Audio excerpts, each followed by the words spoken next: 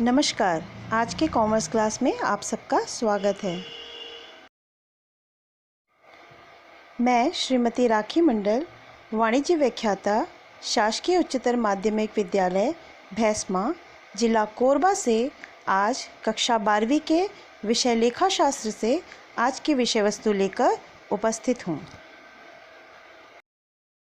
बच्चों, आज हम पढ़ेंगे अध्याय 3 साझेदारी का पुनर्गठन, विद्यमान साझेदारों के लाभ विभाजन अनुपात में परिवर्तन। बच्चों, आज की क्लास में हम अध्याय 3 के अंतर्गत इन निम्न बिंदुओं पर अध्ययन करेंगे। पहला, साझेदारी फर्म में पुनर्गठन का अर्थ, साझेदारी फर्म के पुनर्गठन का ढंग, लाभ विभाजन अनुपात में परिवर्तन की आवश्यकता, त्याग के अनुपात का अर्थ और नफ़े के अनुपात का अर्थ। आइए बच्चों, चलते हैं अब हम अपने पहले विषय वस्तु की ओर, जो है साझेदारी फर्म में पुनर्गठन का अर्थ। आइए जानते हैं इसे। बच्चों, साझेदारी फर्म में पुनर्गठन के अर्थ को समझने से पहले हम ये समझ लेते हैं कि पुनर्गठन क्या है। बच्चों, क्या आप जानते हैं कि पुनर्गठन क्या होता है? जैसे किसी बने बनाए सिस्टम में यानी किसी प्रक्रिया में अगर अचानक से किसी कारणवश कोई परिवर्तन होता है जिसके कारण कि उसका वास्तविक स्वरूप बिगड़ जाता है, तो ऐसी दशा में उसे दोबारा से बनाने की ज़रूरत पड़ती है।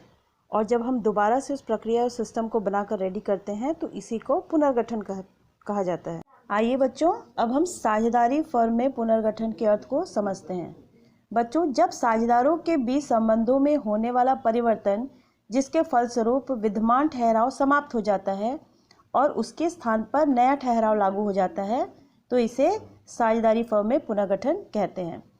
इस पुनर्गठन के कई कारण हो सकते हैं, जैसे साझेदारों के लाभ विभाजन अनुपात में परिवर्तन, नए साझेदारों के प्रवेश, साझेदारों का अवकाश ग्रहण, मृत्यु या दो फर्मों का एकीकरण।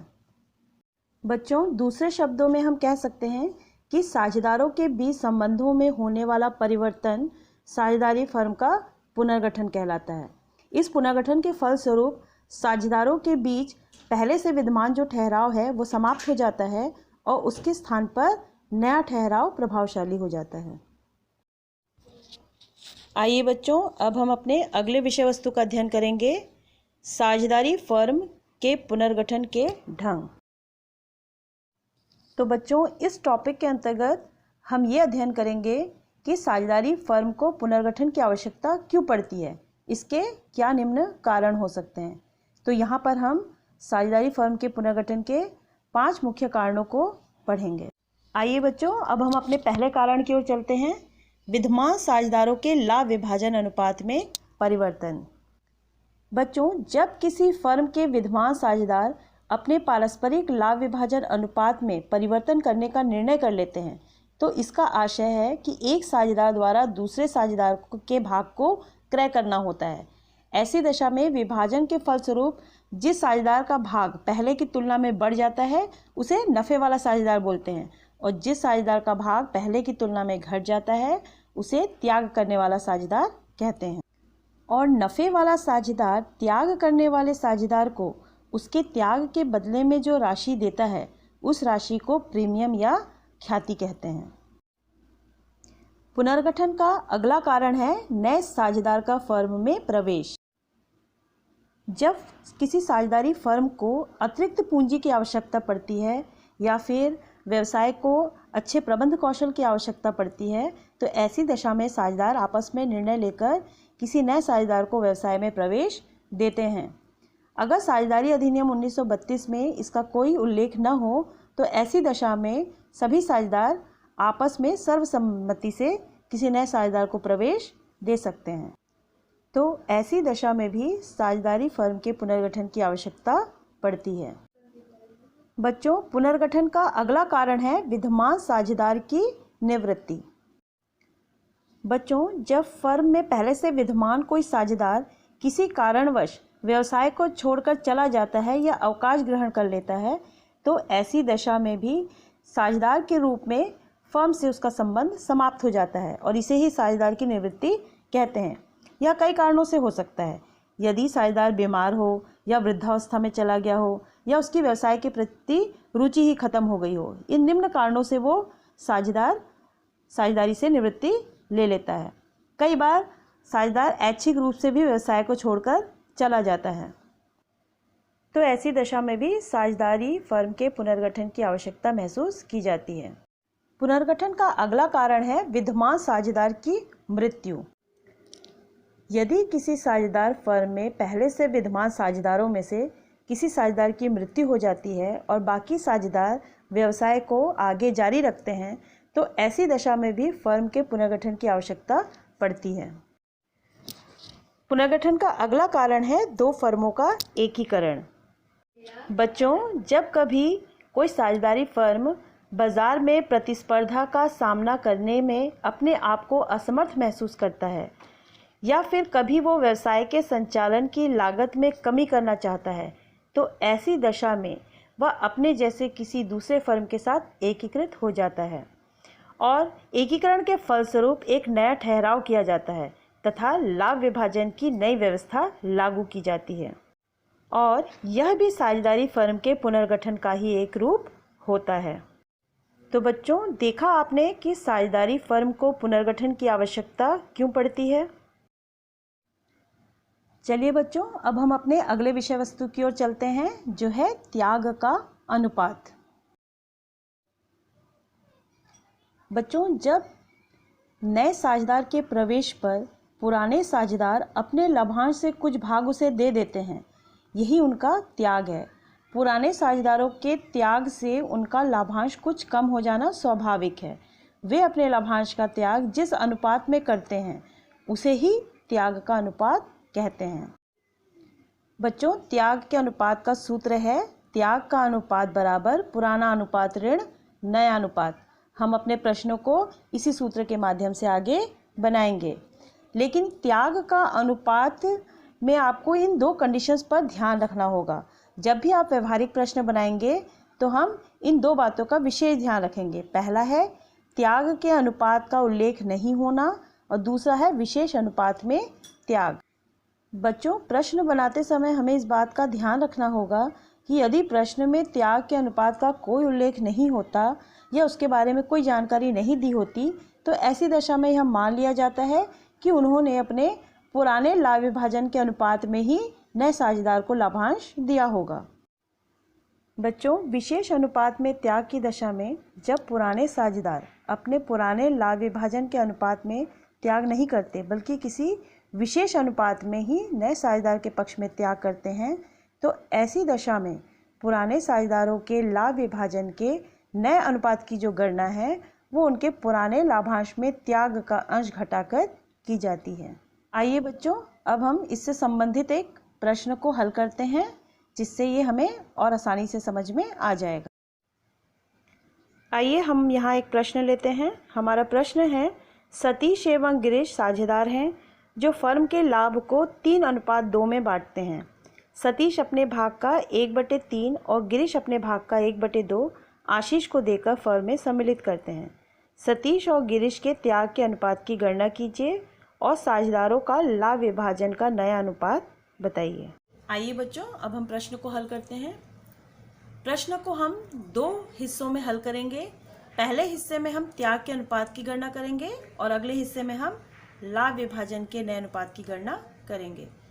बच्चों, प्रश्न अनुसार सतीश और गिरीश 2 साझेदार हैं।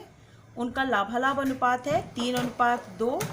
सतीश जो है वो अपने भाग का 1/3 और गिरीश जो है वो अपने भाग का 1/2 आशीष को देकर फर्म में सम्मिलित करते हैं। तो पहले हम बच्चों देखिए त्याग के अनुपात की गणना करते हैं। त्याग के अनुपात की गणना हम कैसे करेंगे? देखिए, सतीश का जो पुराना लाभांश है वो कितना है? 3/5। वह अपने भाग का 1/3 हिस्सा जो है वो आशीष के पक्ष में त्याग करता है, तो उसका आशीष के पक्ष में त्याग जो है 3/5 का 1/3 निकालने पर आपका आएगा 1/5। इसी प्रकार बच्चों, गिरीश का पुराना लाभांश है 2/5 और उसका आशीष के पक्ष में जो त्याग है वो 2/5 का 1/2 है, जिसे हल करने पर आएगा 1/5। इस प्रकार हमारे त्याग का अनुपात आया है 1/5 अनुपात 1/5, यानी हम जो त्याग का अनुपात निकाले वह 1:1।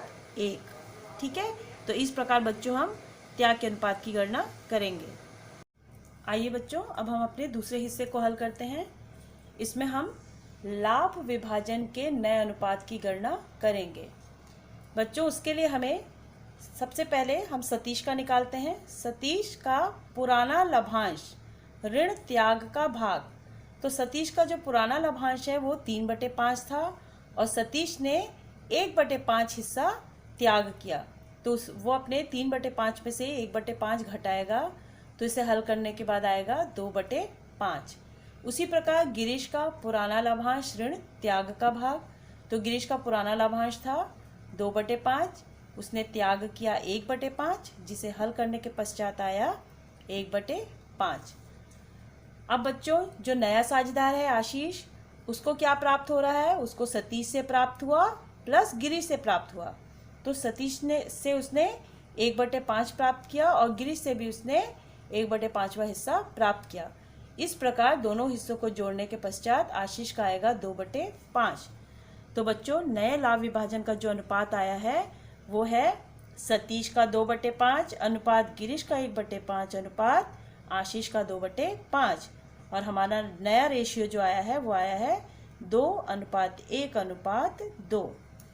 तो देखा बच्चों, किस प्रकार हमने त्याग के अनुपात को विशेष अनुपात में त्याग के माध्यम से इस प्रश्न को हमने हल किया है। तो आइए बच्चों, अब हम चलते हैं अपने आखिरी विषय वस्तु की ओर, जो है नफे का अनुपात। आइए बच्चों, अब हम नफे के अनुपात के अर्थ को समझते हैं। नफे के अनुपात का आशय उस अनुपात से है जिसमें विद्यमान साझेदार अन्य विद्यमान साझेदारों की तुलना में अधिक लाभ प्राप्त करता है, और यही अधिक लाभ नफे का अनुपात कहलाता है। बच्चों, इसका सूत्र है नफे का अनुपात बराबर नया अनुपात ऋण पुराना अनुपात। तो बच्चों, चलिए इससे संबंधित प्रश्न को हम आगे हल करते हैं और इसे समझते हैं। आइए बच्चों, नफे के अनुपात को समझने के लिए एक आसान सा प्रश्न लेते हैं। ए, बी तथा सी क्रमशः 5:3:2 के अनुपात में साझेदार हैं। बी फर्म से अवकाश ग्रहण करता है, ए तथा सी व्यवसाय जारी रखते हैं तथा लाभों को 2:1 के अनुपात में बांटने का ठहराव करते हैं। ए तथा सी का नफे का अनुपात ज्ञात कीजिए। आइए बच्चों, अब हम अपने आसान से प्रश्न को यहाँ हल करते हैं। प्रश्न को हल करने के लिए सबसे पहले हम सूत्र देखते हैं। यहाँ हमें निकालना है नफे का अनुपात। तो बच्चों, नफे के अनुपात का जो सूत्र है वो है नफे का अनुपात बराबर नया अनुपात ऋण पुराना अनुपात। बच्चों, सिंपल सा प्रश्न है। यहाँ पर देखिए, आपको ए का नफा निकालने के लिए उसके नए अनुपात से उसके पुराने अनुपात को घटाना होगा। तो ए का नया अनुपात है 2/3, ऋण पुराना अनुपात जो है वो है 5/10। तो बच्चों, इसे आप हल करेंगे तो ए का नफा आएगा 5/30। उसी प्रकार आप सी का नफा निकालिए। नया अनुपात 1/3, ऋण उसका पुराना अनुपात है 2/10। तो इस प्रकार से घटाने के पश्चात सी का नफा आएगा 4/30। तो बच्चों, लास्ट में हमें ए और सी के नफे का जो अनुपात प्राप्त हुआ वो कितना हुआ? 5:4, जो कि यहाँ हमारा उत्तर है। तो देखा बच्चों, किस तरह हमने आसानी से नफे का अनुपात निकाल लिया। तो बच्चों, आज की इस कक्षा में हमने क्या सीखा? आज हमने ये सीखा कि साझेदारी फर्म के पुनर्गठन का क्या अर्थ है, साझेदारी फर्म के पुनर्गठन का क्या ढंग है या इसकी आवश्यकता क्यों है, लाभ विभाजन अनुपात में परिवर्तन की आवश्यकता क्यों पड़ती है, त्याग के अनुपात का अर्थ क्या है और नफे के अनुपात का अर्थ क्या है। इन निम्न बिंदुओं पर आज हमने अच्छे से अध्ययन किया है।